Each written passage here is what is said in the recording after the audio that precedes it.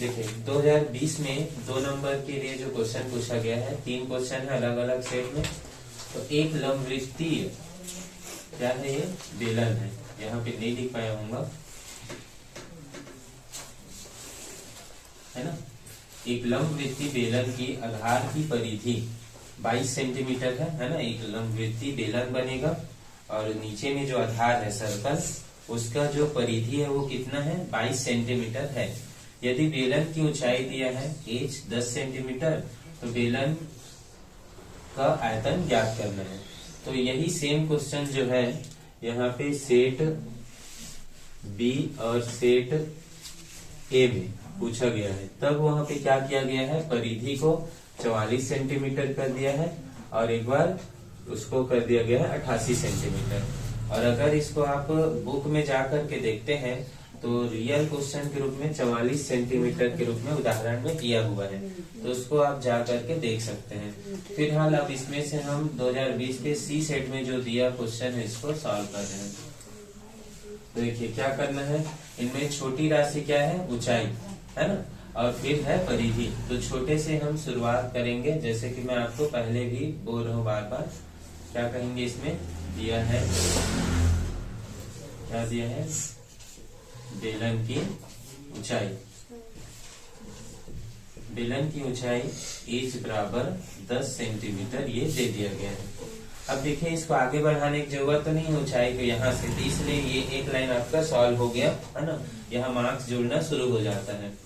फिर लंबवृत्तीय बेलन की आधार की परिधि, तो इसको आप ऐसा लिखा करें तथा दूसरे बात लिखते हो तो बेलन की आधार की परिधि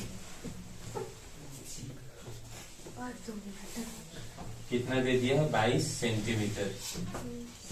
तो देखिए क्या होगा, परिधि का सूत्र 2πr ये होता है, लिख दिए। ये 22 इधर का है ना। परिधि सूत्र नीचे में लिखते हैं। अब मान को रखेंगे 2, पाई का मान 22/7 हुआ और r का मान हमको यहाँ नहीं पता है, तो फिर हल यही निकलेगा, ये हो गया 22।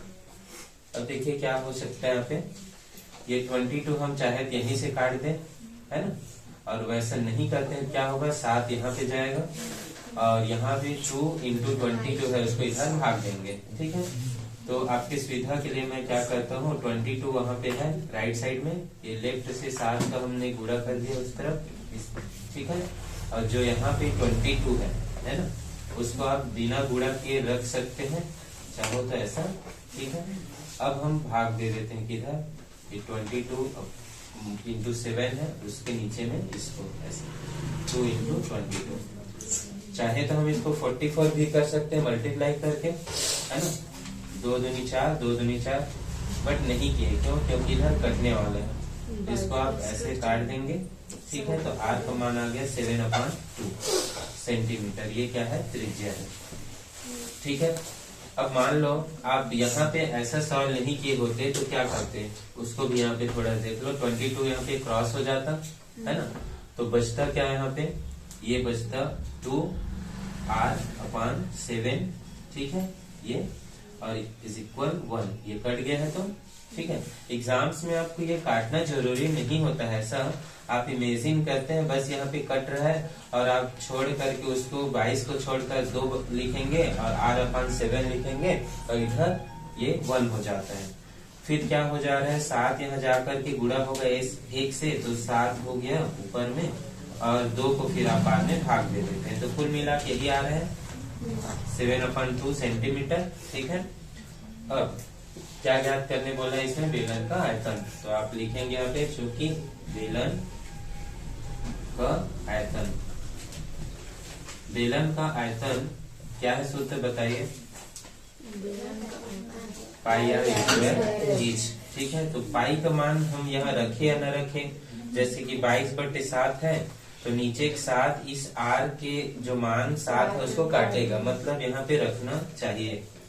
तो पाई का मान 22/7 यहाँ रख दिए, r का मान है 7/2 उसको, और स्क्वायर को है तो स्क्वायर को लिखेंगे, h का मान 10, इस 10 को अब हम यहाँ पे रखेंगे, ठीक है। देखिए 22/7 इसको स्क्वायर है इसलिए आप चाहे तो ऐसा लिख सकते हैं, है ना। या फिर क्या कर सकते थे, इसको 49 लिख देते और नीचे को 4। ठीक है, ये 7 इस 7 को काट देता है। उसके बाद आप क्या करेंगे, 2 एकम 2, 2 11 22, इधर 2 एकम 2, 2 पंचे 10। ठीक है, तो बच जाता है 11 इंटू 7 इंटू 5। ठीक है, 11 और ये 7 पंचे 35।